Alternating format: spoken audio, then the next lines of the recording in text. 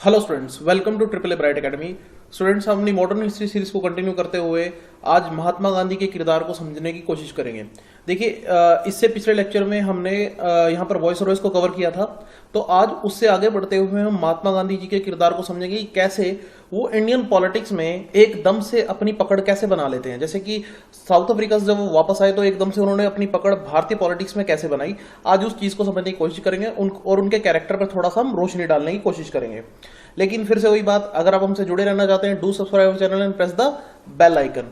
Okay, चलिए पहले कुछ क्वेश्चन देख लेते हैं पिछले लेक्चर के बेसिस पे। आप कमेंट सेक्शन में उनको रिप्लाई करने की कोशिश कीजिएगा। पहला क्वेश्चन है, Rowlatt act which authorized the government to detain people without trial was passed during the tenure of। हाँ जी, किस वॉइसरॉय के टेन्योर पे रॉलेट एक्ट भारत में इंट्रोड्यूस किया गया था? ऑप्शंस आपके सामने हैं। ओके, करेक्ट आंसर देख लेते हैं। करेक्ट आंसर है स्टूडेंट हमारे पास लॉर्ड चेम्सफोर्ड। जी हाँ, याद कीजिए, रॉलेट एक्ट आता है और उसके बाद हमें जलियांवाला बाग हत्याकांड देखने को मिलता है। So that's all happened during the time of Lord Chelmsford. Okay, next question है हमारे पास, who was the following was the target of assassination attempt in the Delhi conspiracy case. Okay, आपको थोड़ा सा मैं क्वेश्चन और थोड़ा सिंप्लीफाई कर देता हूं कि दिल्ली में आपको पता होगा एक वॉइसरॉय के ऊपर बम फेंका जाता है, तो इनमें से वो कौन से वॉइसरॉय हैं उनकी एंट्री पे जब बम फेंका जाता है दिल्ली में, असैसिनेशन अटेम्प्ट किया जाता है?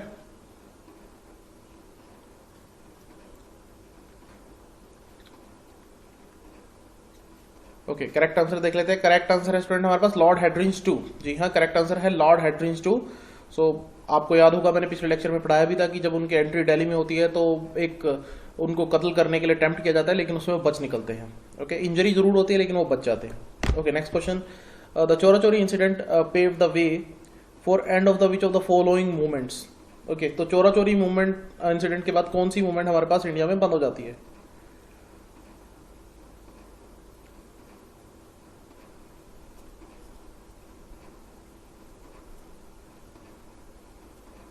ओके, सो बिल्कुल सिंपल सा क्वेश्चन था हमारे पास। आंसर है नॉन कॉपरेशन मूवमेंट। जी हाँ, याद कीजिए, चोरा चोरी एक प्लेस का नाम है जो कि उत्तर प्रदेश में है, जहां पर पुलिस स्टेशन को आग लगा दी जाती है और उसके बाद महात्मा गांधी जी क्या करते हैं, नॉन कॉपरेशन मूवमेंट को वापस ले लेते हैं। तो आज हम उन्हीं के बारे में बात करने जा रहे हैं, महात्मा गांधी जी के बारे में, उनकी फिलोसफीज के बारे में, और कैसे वो इंडियन फ्रीडम स्ट्रगल में एक इंपॉर्टेंट रोल प्ले करते हैं, उन सब चीजों के बारे में आज हम डिस्कशन करेंगे। सो जब भी हम इंडियन फ्रीडम स्ट्रगल की बात करते हैं तो बिना महात्मा गांधी के उसको कवर करना बहुत बहुत डिफिकल्ट है। तो उन चीजों को समझने की कोशिश करेंगे कि कैसे वो हमारी इंडियन पॉलिटिक्स में आगे बढ़ते हैं। ओके, तो स्टार्ट करते हैं बेसिक इंट्रोडक्शन के साथ। तो पूरा नाम है मोहनदास करमचंद गांधी। इनका बर्थडे है जो है वो है 2 अक्टूबर 1869। नेशनल हॉलिडे के रूप में हम इसको सेलिब्रेट करते हैं। और आपको याद रखना है कि रिसेंटली 2019 में हमने 150th बर्थ एनिवर्सरी सेलिब्रेट की थी, जो कि स्वच्छ भारत अभियान की डेडलाइन भी थी। Swachh Bharat Abhiyan to make India open defecation free, खुले में शौच मुक्त भारत की जो डेडलाइन थी, that is 2 October 2019, 150th birth anniversary of Mahatma Gandhi. इनका जन्म हुआ था स्टूडेंट पोरबंदर गुजरात में, और इनकी डेथ हुई थी 30 जनवरी 1948 में असैसिनेशन के थ्रू। आपको पता होगा नथुराम गोडसे एक पर्सन हमारे पास, वो इनको शूट कर देते हैं, तो उनकी अपनी अलग स्टोरी है। ओके, आगे बढ़ते हैं। Place of death Delhi. Okay, father का नाम इनके करमचंद गांधी, मदर का नाम पुतलीबाई, और स्पाउस कस्तूरबा गांधी। और चिल्ड्रंस के नाम आपको स्क्रीन पे दिखाई दे रहे हैं, Hiralal, Manilal, Ramdas and Devdas. So these are the important facts जो सीधे सीधे आपसे एग्जाम में पूछे जा सकते हैं। सीधा सीधा क्वेश्चन, इसमें कुछ समझाने वाली बात नहीं है, आपने बस यहाँ पर नाम और प्लेस वगैरह याद रखने हैं। चलिए, अगर हम गांधी जी की बात करें इंटरनेशनल लेवल पे, so people around the world, जो पूरे विश्व में जो पीपल हैं, वो गांधी जी के 2 कैरेक्टर्स से परिचित हैं। गांधी जी के 2 कैरेक्टर्स आपको देखने को मिलेंगे। तो कौन से 2 कैरेक्टर अगर हम बात करें? पहला कैरेक्टर तो स्टूडेंट वो है जहां पर गांधी जी एक पॉलिटिकल किरदार में आपको नजर आएंगे, जहां पर वो क्या करते हैं, पॉलिटिक्स में एक्टिव हैं, ब्रिटिश कॉलोनिज्म के खिलाफ हैं और ब्रिटिश की पॉलिसी के खिलाफ है, और father of the modern India उन्हें कहा जाता है। दूसरा हमारे पास कैरेक्टर आपको देखने को मिलेगा आश्रमिक फॉर्म में, जहां पर गांधी जी एक आश्रम में रहते हैं और फास्टिंग के मेथड्स अडॉप्ट करते हैं, और हमारे पास सच के पाथ पर चलने की बात करते हैं। तो ये कुछ हमारे पास दोनों अलग अलग टाइप के कैरेक्टर्स हैं जो आपको सेम टाइम पे देखने को मिलेंगे ओके, महात्मा गांधी के बारे में। तो ये एक छोटा सा इनका एक तरह से मैंने आपको कैरेक्टर एक बार विजुलाइज कराया। चलिए अब हम आगे स्टार्ट करते हैं, थोड़ा अर्ली लाइफ और बैकग्राउंड देख लेते हैं। इनका बर्थ स्टूडेंट हमारे पास, जैसा कि मैंने आपको बताया, हमारे पास पोरबंदर गुजरात में हुआ था। ठीक है, इनके फादर का नाम था करमचंद गांधी, जो कि वहां पर दीवान के रूप में काम किया करते थे। दीवान is sort of chief minister. तो पोरबंदर स्टेट के चीफ मिनिस्टर के रूप में एक तरह से आप समझ लीजिए वो काम करते थे। एक रिच स्टेट हुआ करती थी। ओके, सो गांधी जी जो है अपनी मदर से बहुत ज्यादा इन्फ्लुएंस थे। इनकी मदर जो है वो यहाँ पर आप मान लीजिए काफी ज्यादा धार्मिक विचारधारा रखने वाली एक लेडी थी। तो वो काफी ज्यादा फास्ट वगैरह रखती थी। तो यहीं से आप समझिए कि महात्मा गांधी को फास्ट या व्रत वगैरह रखने की एक तरह से प्रेरणा मिली। और बचपन में ऐसा कहा जाता है कि महात्मा गांधी ने बहुत सारी स्टोरी सुनी थी जिसमें एक कैरेक्टर उनको बहुत इंस्पायरिंग लगता था, वो थे राजा हरिश्चंद्र। जी हाँ, राजा हरिश्चंद्र आपने सुना होगा, सत्यवादी राजा हरिश्चंद्र। तो यहीं से कहीं ना कहीं उन्हें सच बोलने की एक तरह से मोटिवेशन मिल जाती है कि मुझे लाइफ में सच बोलना है। तो आप समझ सकते हैं ना कि मदर जो है वो किसी भी पर्सन की फर्स्ट टीचर होती है। तो यहां पर काफी ज्यादा वो इन्फ्लुएंस थे अपनी मदर से। ओके, अगर हम बात करें स्टूडेंट, 13 ईयर की एज में महात्मा गांधी की शादी हो जाती है। और जिनसे इनकी शादी होती है वो इनसे 1 साल ज्यादा इनकी एज होती है, वो है कस्तूरबाई कपाड़िया, जिनको हम इन शॉर्ट कस्तूरबा गांधी के नाम से जानते हैं। ओके, सो 1883 में इनकी मैरिज हो जाती है। उसके बाद इनका स्कूल 1 साल के लिए छूट जाता है, लेकिन फिर से पढ़ाई कंटिन्यू करते हैं और राजकोट में आगे की पढ़ाई करते हैं, क्योंकि इनके जो फादर हैं वो राजकोट एक तरह से चले जाते हैं। तो वहां पर ये अपनी पढ़ाई आगे की कंटिन्यू करते हैं। पढ़ाई पूरी करने के बाद इन्हें लगता है कि इन्हें इंडिया में इतना कोई अच्छा अपॉर्चुनिटी नहीं मिल पाएगी, कॉलेज लेवल पे नहीं बात बन पाएगी। तो इसलिए लंदन चले जाते हैं और लंदन जाकर लॉ की स्टडी करते हैं, कानून की पढ़ाई करते हैं 1888 में। 1888 में देखिए आप, यहां पर आप ये समझिए स्टूडेंट, 1888 की बात हो रही है, बहुत पुराना टाइम पीरियड है और गांधी जी लंदन गए हैं स्टडी के लिए। और ये सब इसलिए हो पाया क्योंकि कहीं ना कहीं इनके फादर के पास रिसोर्सेज थे। आप समझ सकते हैं कि पहले इनके फादर दीवान के रूप में काम कर चुके थे, कहीं ना कहीं इनके लिंक्स थे और चीजों को वो मैनेज कर पाए। ओके, लंदन में जाते हैं, वहां जाकर स्टूडेंट वेजिटेरियन सोसाइटी को ज्वाइन करते हैं। वहां पर एक सोसाइटी होती है, खाना वहां पे नहीं इन्हें पसंद आता ज्यादातर जगहों का, एक वेजिटेरियन सोसाइटी को ज्वाइन करते हैं, खुद खाना बनाना सीखते हैं। और यहां पर इनकी लाइफ में एक बहुत बड़ा टर्न आता है। कैसे टर्न आता है कि इनका जो परिचय है वो होता है भगवत गीता से। अब इनकी लाइफ जो है वो एक टर्न लेने जा रही है स्टूडेंट। देखिए, गांधी जी की लाइफ में कुछ ऐसे टर्निंग पॉइंट है जिन्होंने उनकी लाइफ को बदल के रख दिया, और ये उनमें से एक था। क्योंकि ऐसा खुद गांधी जी कहते हैं कि उनकी लाइफ को चेंज करने में कुछ बुक्स का बहुत इंपॉर्टेंट रोल है। कुछ बुक्स और कुछ हमारे पास लेख ऐसे हैं जिन्होंने उनकी लाइफ को बदल के रख दिया। तो आइए एक बार हम उनके बारे में नजर डाल लेते हैं, क्योंकि पेपर में उनके बारे में क्वेश्चन पूछा जाता है कि जिन जिन हमारे पास इन्फ्लुएंस, जिन जिन हमारे पास लेखों ने गांधी जी को किया, लिटरेरी इन्फ्लुएंस बेसिकली। तो सबसे पहले तो भगवत गीता। तो आपको पता ही होगा, भगवत गीता जो हिंदू सेक्रेट टेक्स्ट है, उसका गांधी जी की लाइफ पर बहुत गहरा प्रभाव पड़ा। इसके अलावा हमारे पास सिविल डिसोबीडियंस, आगे चलकर आपने सुना होगा सिविल डिसोबीडियंस मूवमेंट भी गांधी जी भारत में चलाते हैं। तो इसका आइडिया बेसिकली कहां से लिया गया था सिविल डिसोबीडियंस मूवमेंट का? So that is from Thoreau. Thoreau के जो नोट्स थे वहां से आइडिया लिया गया था। तो ये आप याद रखेंगे, अच्छा क्वेश्चन बनता है। थोरियो के नोट से आइडिया लिया गया था सिविल डिसोबीडियंस का। फिर हमारे पास स्टूडेंट आ जाते हैं एक और बुक के साथ, हम आगे बढ़ते हैं, that is the kingdom of God is with in you. एक बुक है हमारे पास, लियो टोल्स्टे की बुक है। तो एक बहुत इंपॉर्टेंट बुक है ये भी हमारे पास, लियो टोल्स्टे की the kingdom of God is with in you. Okay, तो ये भी आप नाम याद रखेंगे। फिर हमारे पास जॉन रस्किन की बुक आ जाती है, that is unto this last.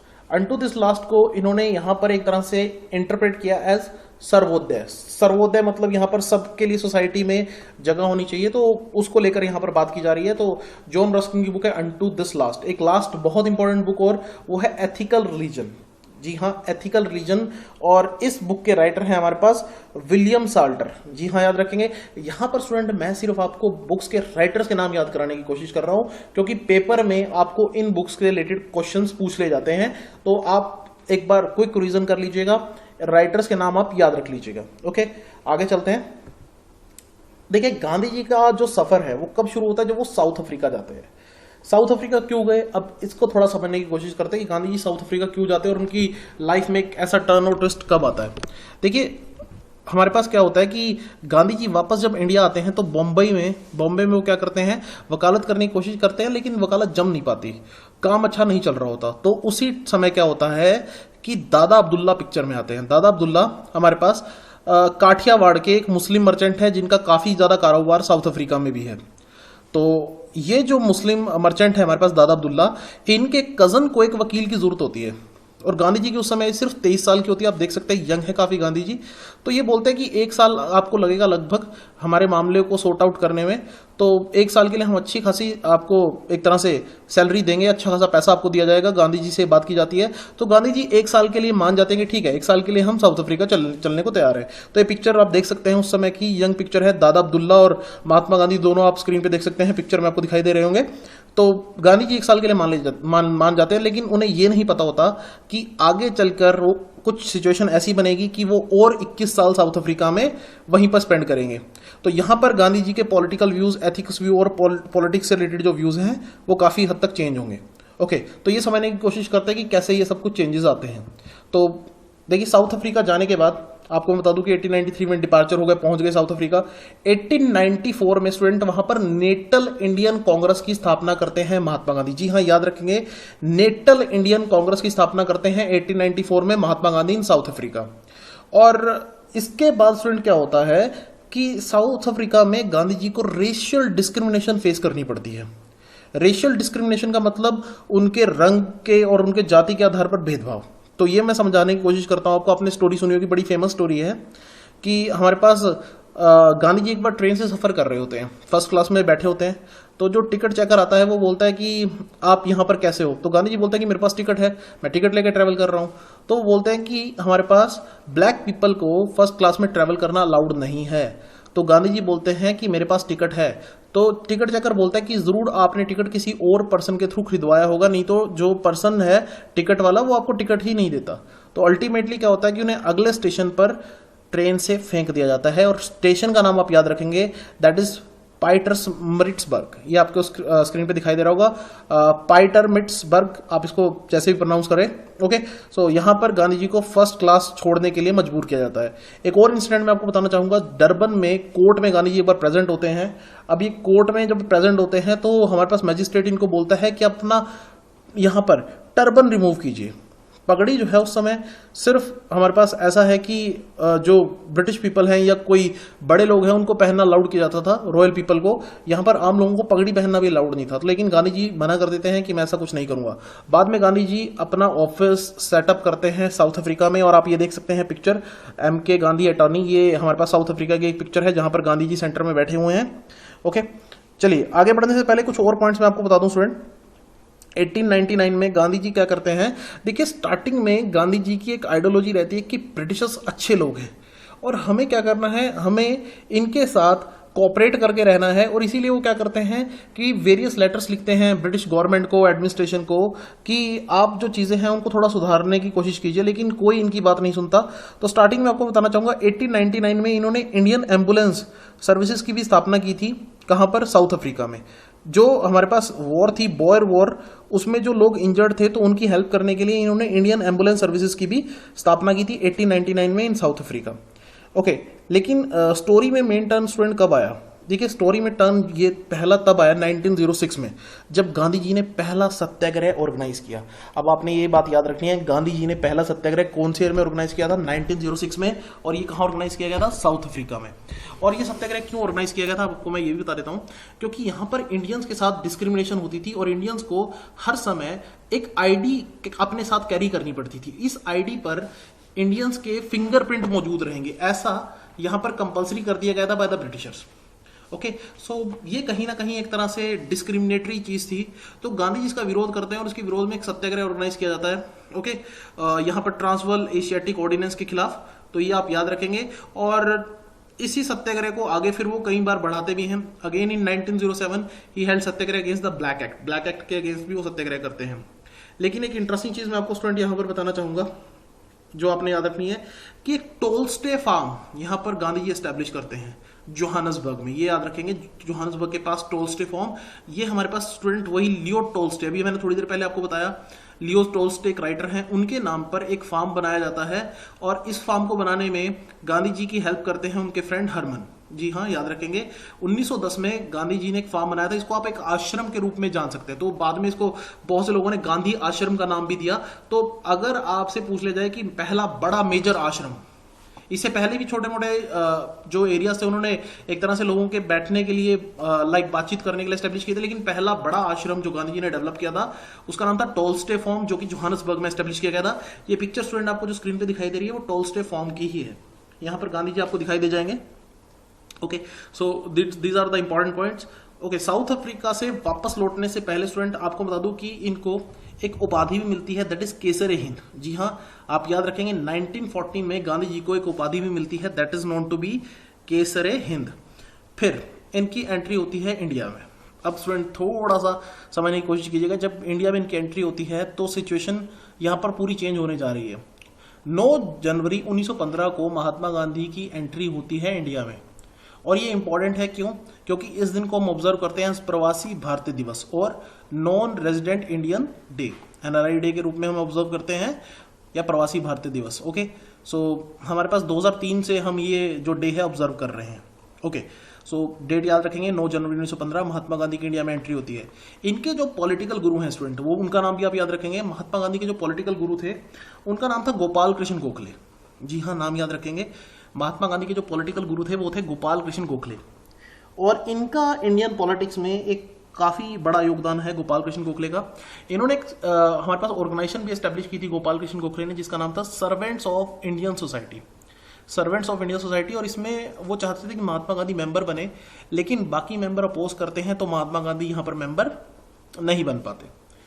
तो 1915 में जब महात्मा गांधी वापस भारत आते हैं तो गोपाल कृष्ण गोखले उन्हें ये सलाह देते हैं कि आप भारत भ्रमण पे निकलिए। सबसे पहले बात तो आप भारत को समझिए, क्योंकि जब से आप यहां से गए हैं, आपने इतना टाइम साउथ अफ्रीका में लगाया है, तो भारत बहुत बदल चुका है, तो कंडीशंस बहुत खराब हैं। पहले आप उन कंडीशंस को समझने की कोशिश कीजिए। तो महात्मा गांधी क्या करते हैं, यहां पर भारत भ्रमण के लिए निकल पड़ते हैं और गांव गांव जाकर भारत को समझने की कोशिश करते हैं।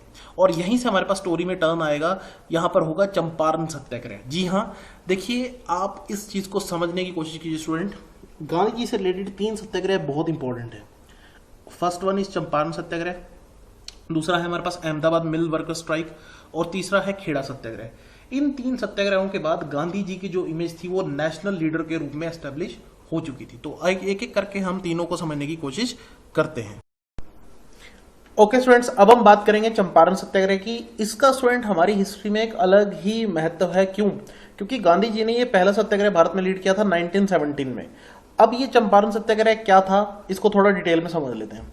देखिए, चंपारण पहली बात तो एक जगह का नाम है बिहार में, और यहां पर यूरोपियन प्लांटर्स ने फार्मर्स को, जो इंडियन फार्मर्स से मजबूर किया हुआ था कि उनको 3/20 पार्ट ऑफ द लैंड पे इंडिगो उगाना पड़ेगा। इंडिगो यानी नील की खेती करनी पड़ेगी, सरल शब्दों में कहूं तो 3/20वें हिस्से में, और इसको कहा जाता था 3 खटिया सिस्टम। इससे पहले 5 खटिया सिस्टम चलता था, मतलब कि 5/20 पार्ट ऑफ द लैंड पे इंडिगो उगाना पड़ता था, लेकिन कुछ टाइम बाद इसको 3 खटिया सिस्टम में कन्वर्ट कर दिया गया। तो आपने याद रखना है 3 खटिया सिस्टम का संबंध किससे है? चंपारण डिस्ट्रिक्ट से। बेसिकली अगर आपको कहीं एमसीक्यू में क्वेश्चन दिख जाए तो। ओके, आगे चलते हैं, इसको समझने की कोशिश करते हैं कि सारी की सारी प्रॉब्लम क्यों अराइज होती है। तो ये सिस्टम काफी टाइम से चल रहा होता है भारत में। अब भारत में क्या होता है कि स्टूडेंट, जो फार्मर्स हैं उनको कैश क्रॉप्स उगाने के लिए मजबूर किया जाता है। ये कैश क्रॉप्स क्या होती हैं ये समझा देता हूं मैं आपको। जैसे कि शुगर केन है, पीनट्स है, हमारे पास टी है, इन सबको कैश क्रॉप्स आप कहेंगे। इनका इंटरनेशनल मार्केट में अच्छा खासा रेट आपको मिलेगा। तो बेसिकली यहाँ पर फार्मर्स को कंपेल किया जाता है, और इसमें फार्मर्स का कोई फायदा नहीं होता, फार्मर्स का नुकसान है, और पूरा फायदा जो प्रॉफिट है वो कौन लेके जा रहा है? European planters. लेकिन 1917 में स्टोरी जो है वो थोड़ा चेंज हो जाती है। वो कैसे? जर्मनी वाले जो है वो केमिकल डाई इन्वेंट कर लेते हैं लैब में। अब देखिए, इंडिगो का 2 तरह से यूज होता है। एक तो हमारे पास यहाँ पर कपड़ों को रंगने के लिए, और दूसरा लाइक कपड़े धोने में भी इसका कहीं ना कहीं यूज किया जा रहा था। तो जब केमिकल डाई बनती है तो यूरोपियन प्लांटर्स को बहुत सारा नुकसान उठाना पड़ता है, जो हमारे पास ब्रिटिश यूरोपियन प्लांटर्स है भारत में। तो उससे बचने के लिए वो क्या करते हैं, फार्मर्स के ऊपर टैक्स बढ़ा देते हैं। अब जब फार्मर्स के ऊपर टैक्स बढ़ता है तो पहली फार्मर की हालत खराब है, तो अब वो क्या करें? तो फार्मर की सिचुएशन यहाँ पर बहुत ज्यादा खराब हो जाती है। इस सब में हमारे पास एंट्री होती है महात्मा गांधी की। लेकिन महात्मा गांधी की एंट्री कैसे होती है वो समझ लेते हैं। हमारे पास राजकुमार शुक्ला, स्टूडेंट राजकुमार शुक्ला जो है एक लोकल फार्मर है, और संत राउत ये महात्मा गांधी जी को इनवाइट करते हैं। यहाँ पर राजकुमार शुक्ला जी ने इससे पहले महात्मा गांधी के बारे में सुना था, उनके बारे में उनको कहीं से पता चला था। तो वो राजकुमार शुक्ला क्या करते हैं, महात्मा गांधी जी को इन्वाइट करते हैं और बोलते हैं कि चंपारण सत्याग्रह आप आइए और चंपारण सत्याग्रह कुछ ऐसा कुछ कीजिए जिससे फार्मर्स की हेल्प हो सके। तो गांधी जी 10 अप्रैल 1917 को चंपारण पहुंच जाते हैं और अमोलवा विलेज में वो रुकते हैं। ठीक है, ये संत राउत जी के घर पर अमोलवा विलेज में ये रुकते हैं। जब ये पहुंचते हैं चंपारण तो स्टूडेंट बहुत सारे लोग इनको रिसीव करने के लिए वहां पर पहले से ही मौजूद होते हैं। और सिर्फ यही नहीं, इनके साथ और भी कई सारे एमिनेंट लॉयर्स होते हैं जो उनकी हेल्प करने के लिए पहुंच जाते हैं, जिसमें बृज किशोर प्रसाद, राजेंद्र प्रसाद, अनुराग नारायण सिंह और जेबी कृपलानी जैसे लोग शामिल हैं। तो यहां पर आप स्टूडेंट समझने की कोशिश कीजिए कि भारत के पहले राष्ट्रपति जो कि एक लॉयर भी हैं, राजेंद्र प्रसाद और महात्मा गांधी की जो आपस में एक तरह से केमिस्ट्री है वो कहां बनती है, जब चंपारण सत्याग्रह होता है। तो ये भी एक इंपॉर्टेंट पॉइंट है याद रखने वाला। ओके, तो ब्रिटिशर्स इन्हें बोलते हैं कि महात्मा गांधी जी आपका यहाँ पे कोई काम नहीं है, गांधी जी आप यहाँ से चले जाइए, आपका यहाँ पे कोई काम नहीं है। लेकिन गांधी जी बोलते हैं कि आप अरेस्ट कर लीजिए, मैं यहाँ पे नहीं जाऊंगा, मैं सत्य के पाथ पर आगे चलता रहूंगा। तो फाइनली गांधी जी को अरेस्ट किया जाता है और मोतीहारी कोर्ट में इनको पेश किया जाता है। लेकिन यहाँ पर क्या होता है कि जैसे इनको कोर्ट में पेश किया जाता है, बाहर लोगों की भीड़ जमा हो जाती है और मजबूरन जज को क्या करना पड़ता है, इनके ऊपर से सारे चार्जेस वापस लेने पड़ते हैं। सिचुएशन कुछ इस तरह से बन जाती है। फिर स्टूडेंट क्या होता है कि गांधी जी तकरीबन हमारे पास 8000 फार्मर्स का डाटा कलेक्ट करते हैं। जी हाँ, पूरे एरिया के फार्मर्स का डाटा कलेक्ट करके एक रिपोर्ट प्रिपेयर करते हैं और इस रिपोर्ट के साथ वो ब्रिटिश गवर्नमेंट के सामने पेश हो जाते हैं। तो फाइनली यहां पर सत्याग्रह आगे बढ़ता है और ब्रिटिश गवर्नमेंट को कहीं ना कहीं मजबूर होकर एक यहां पर कमेटी ऑफ इंक्वायरी कंस्टिट्यूट करनी पड़ती है, कमेटी बनानी पड़ती है जो इंक्वायरी करेगी कि क्या सच में फार्मर्स की एक्सप्लॉयटेशन हो रही है, क्या फार्मर्स की हालत सच में खराब है। और इंटरेस्टिंग बात ये होती है, इस कमेटी में गांधी जी को मेंबर बनाया जाता है। तो यही पॉइंट आप देख सकते हैं, लास्ट पॉइंट हमारे पास। On 4 June 1917 sir Edward Gait, the lieutenant governor of Bihar, declared formation of formal inquiry committee with Gandhi ji abroad. इसमें Gandhi ji as a member शामिल रहते हैं, ये आप याद रखेंगे। तो कहीं ना कहीं उन्होंने बिना कोई वायलेंस किए, बिना कोई लड़ाई झगड़ा दंगा फसाद किए एक कमेटी में अपनी जगह बना ली। तो इससे कहीं ना कहीं स्टूडेंट्स, इंडियंस को एक चीज महसूस हुई कि अगर हम यहां पर इस तरह से गांधी जी के मेथड को भी फॉलो करें तो हम कहीं ना कहीं ब्रिटिशर्स को ओवरकम कर सकते हैं। तो इसका रिजल्ट आगे हम देख लेते हैं। इस कमेटी की रिकमेंडेशन अडॉप्ट की गई और 3 खटिया सिस्टम जो है वो यहां से खत्म कर दिया गया। तो ये गांधी जी की पहली बड़ी जीत थी भारत के अंदर। ये आप पिक्चर देख सकते हैं, ये हमारे पास चंपारण सत्याग्रह से रिलेटेड पिक्चर है। तो गांधी जी यहाँ पे सेंटर में खड़े हैं और कई सारे लोग आप देख सकते हैं, इनके आसपास कितने लोग यहाँ पर भीड़ जमा है। सो 3 खटिया सिस्टम अबॉलिश कर लिया जाता है और ब्रिटिश जो प्लांटर्स हैं वो थोड़े टाइम बाद यहाँ पर एरिया छोड़कर चले जाते हैं। खास बात, इंपॉर्टेंट बात, ये पहला सत्याग्रह तो था ही जो गांधी जी ने लीड किया। यहाँ पर गांधी जी को पहली बार एक टाइटल मिलता है बापू। यहाँ पर बापू नाम का टाइटल दिया जाता है संत रौत के द्वारा। जी हाँ, याद रखेंगे, संत रौत हमारे पास अभी हमने थोड़ी देर पहले बात की थी, चंपारण सत्याग्रह में इन्वाइट करते हैं गांधी जी को, तो उनके द्वारा इनको बापू का टाइटल दिया जाता है।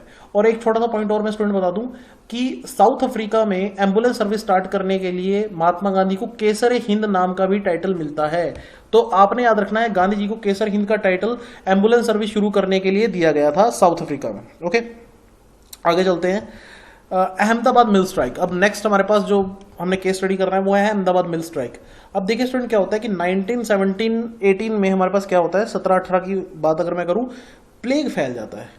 अब ये प्लेग क्या है, चूहों की बीमारी है और इससे कहीं ना कहीं जो इकोनॉमी है इंडिया की वो बुरी तरह से बर्बाद हो जाती है, लोगों को नुकसान होता है, बहुत सारी डेथ होती है through out the India. Plague उस समय की बहुत कॉमन बीमारी हुआ करती थी स्टूडेंट्स। तो वर्ल्ड वॉर 1 ने और प्लेग ने जो फार्मर की कमर है वो बिल्कुल तोड़ दिया। यहाँ पर आम लोगों के लिए जीवन यापन करना बहुत मुश्किल हो चुका है। ओके, सो गांधी जी को यहाँ पर क्यों इनवाइट किया जाता है ये समझाने की कोशिश मैं करता हूँ। एक्चुअली क्या होता है कि इंडस्ट्रियल कन्फ्लिक्ट चल रहा होता है। जो अहमदाबाद में मिल वर्कर्स हैं और जो ओनर्स हैं उनके बीच में कुछ ना कुछ आपस में हमारे पास, आप समझ लीजिए, कन्फ्लिक्ट ऑन गोइंग है। एक्चुअली इंडस्ट्रियल कन्फ्लिक्ट है, क्यों? क्योंकि इंडस्ट्री के जो ओनर्स हैं, जो अहमदाबाद के मिल ओनर्स हैं, उन्होंने बोनस जो है विड्रॉ कर लिया। उन्होंने बोनस देने से मना कर दिया है, जैसा कि उन्होंने पहले प्रॉमिस किया था। जो पहले बोनस का प्रॉमिस किया गया था वो पूरा नहीं किया गया, फुलफिल नहीं किया गया।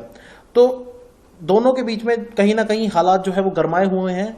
तो गांधी जी को हमारे पास मुद्दा सुलझाने के लिए अनुसुईया साराभाई इनवाइट करती हैं। ये आप याद रखेंगे कि गांधी जी को यहाँ पे कौन इनवाइट करते हैं, अनुसुईया साराभाई यहाँ पर गांधी जी को इनवाइट करती हैं और यहाँ पर वो चाहते हैं कि वो मध्यस्थता करें। मध्यस्थता का मतलब दोनों के बीच में कोई सोल्यूशन निकालने के लिए कोशिश करें, लेकिन कोई सोल्यूशन नहीं निकल पाता। अब गांधी जी फिर यहाँ पर खुद अपने लेवल पे स्टडी करते हैं कि जितने बोनस की डिमांड की जा रही है क्या उतना बोनस जायज है या नहीं। वो सारा प्रॉफिट और खर्चा निकालने के बाद और फार्मर्स की लाइफ के लिए ज़रूरी जो एक्सपेंडिचर है वो कैलकुलेट वगैरह करते हैं। तो यहाँ पर मिल ओनर जो हैं उन्होंने वर्कर्स की जो डिमांड थी 50% वेज हाइक की वो सारा निकाल दी और वो 20% हाइक देना चाहते हैं। लेकिन क्या होता है कि गांधी जी चाहते हैं कि उनको 35% एटलीस्ट हाइक दिया जाए। तो होता क्या है कि गांधी जी बोलते हैं कि मैं कुछ ना कुछ करता हूं, मैं बात करता हूं, लेकिन जो मिल ओनर्स हैं वो कहीं ना कहीं अपनी बात पे अड़े हुए हैं कि हम 20% ज़्यादा हाइक नहीं देंगे। तो मजबूर होकर गांधी जी यहाँ पर हंगर स्ट्राइक, भूख हड़ताल का सहारा लेते हैं और एक भूख हड़ताल की जाती है। यहाँ पर जो स्ट्राइक है कॉटन मिल्स में, गांधी जी इसको लीड करते हैं और खुद भूख हड़ताल पर बैठ जाते हैं। इंटरेस्टिंग बात यह है स्टूडेंट, सब लोग याद रखेंगे, गांधी जी की भारत में ये पहली भूख हड़ताल थी। अगर पेपर में क्वेश्चन आ गया कि गांधी जी ने पहली बार भूख हड़ताल कब की थी, so that is in 1918 at Ahmedabad mill strike case.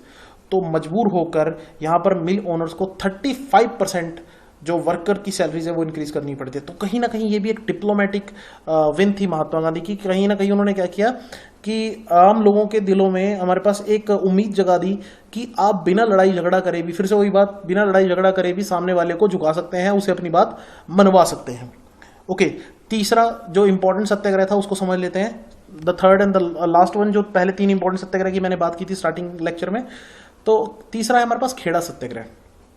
तो जैसा कि मैंने अभी थोड़ी देर पहले बताया आपको कि 1918 में 1718 में क्या है कि हमारे पास ऑलरेडी सूखा और ये सब जो कंडीशंस हैं उन्होंने लोगों की हालत ऑलरेडी ख़राब कर रखी है। तो यहाँ पर क्या होता है वो समझने की कोशिश करते हैं स्टूडेंट। 1918 में सूखा पड़ा है और गुजरात और आसपास का सारा एरिया अफेक्टेड है और खेड़ा जो डिस्ट्रिक्ट है वो बुरी तरह से अफेक्टेड है, खेड़ा डिस्ट्रिक्ट ऑफ गुजरात।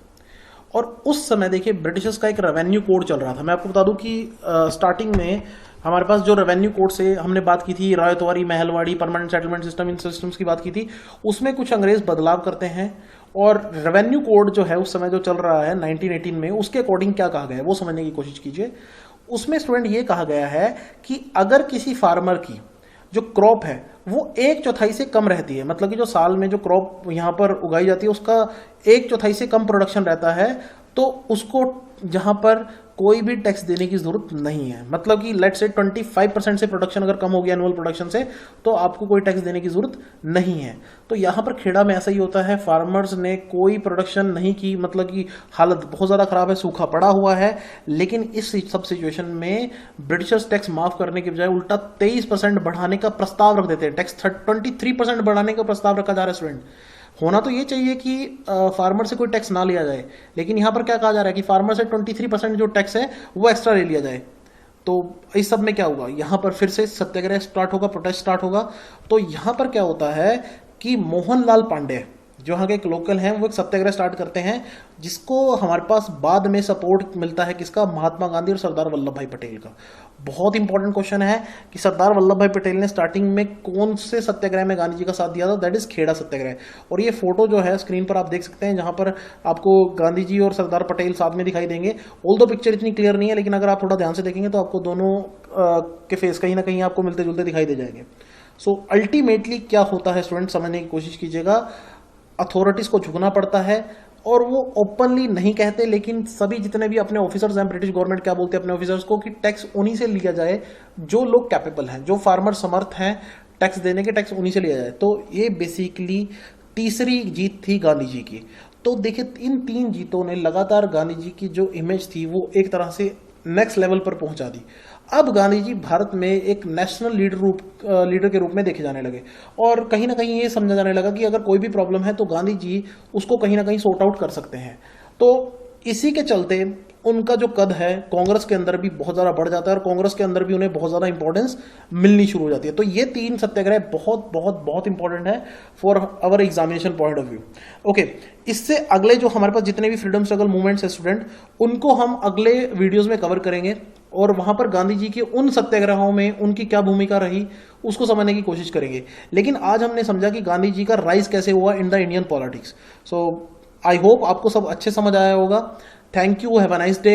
और अगर हमसे जुड़े रहना चाहते हैं, do subscribe our channel and press the bell icon.